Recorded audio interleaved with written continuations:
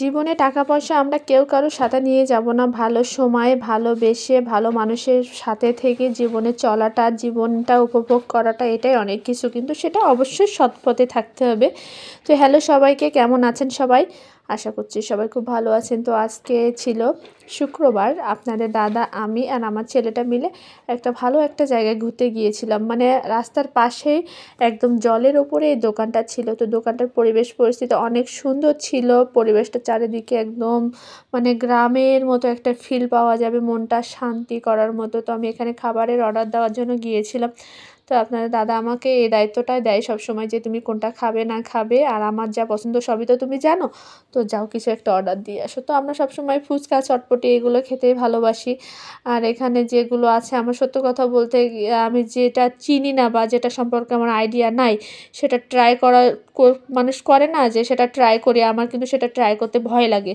আমি আগে জানবো, এটা সম্পর্কে আমার আইডিয়া থাকবে, তখন আমি সেটা অর্ডার করব, তাই না? আর আমার যেটা আইডিয়া নাই আমি সেটা ধারেও যাই না। তো এখন আমরা ভাবছি দুইজনে কিছু ফটোশ্যুট করে নেব। তো আমি এখানে একটু ভিডিও নিয়েছিলাম। পাশে অনেক সুন্দর একটা ঝর্ণার মতো একটা রাখছে ওরা, অনেক সুন্দর লাগছে। আমার মানিক ওখানে হাত দিচ্ছে, দুষ্টু করতেছে।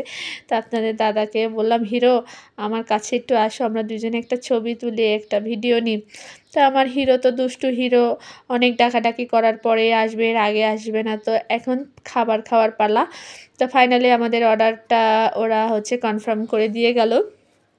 এখানে আমরা 2টা চটপটি আর 2টা ফুচকা অর্ডার করেছিলাম। তো একটা ফুচকা বানাতে একটু লেট হচ্ছে, যেহেতু আমার মানিক ডিস্টার্ব করতেছে, এই জন্য একটা দিয়ে গেল, চটপটিটা দিয়ে গেল। তো এখন আমরা ফুচকাটার কালারটা কি বলবো বন্ধুরা, ফুচকাটা খেতে যে অসাধারণ হয়েছিল, তার থেকে বেশি ভালো হয়েছিল আজকে এই চটপটিটা। এত মজা ছিল চটপটিটা, যে না খাবে সে একদম বিশ্বাস করবে না। তো ওর পাপাকে আমি বললাম যে দেখো, আমার কিন্তু খেয়ে মন ভরেনি, আমি কিন্তু আবারও যেতে চাই, আবারও খেতে চাই। তো বলছে ঠিক আছে, একটু ওয়েট করো, আবার ফ্রাইডে আসুক, আবার নিয়ে যাব সপ্তাহে। এইটুকু টাকা তো তোমার পিছনে খরচা করাই যায়, তাই না?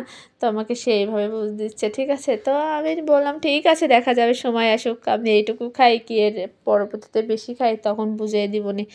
তখন বলছে ঠিক আছে, তুমি অর্ডার খাইতে থাকো, দেখি কত খাইতে পারো। মেন কথা, আমার এই দুষ্টু বুড়োটা ফুচকা পছন্দ করে, খুব ফুচকা পছন্দ করে, তো ওর জন্যে তো নিতেই হবে। আমি ওর তাতে খেলে একদমই পছন্দ করে না। তো এই দেখেন, বিকালে আমরা ছবি তুলছিলাম, প্রথম যখন গিয়েছিলাম তখন এই একটা ছবি। তো সবাই খুব ভালো থাকবেন, টাটা, বাই বাই।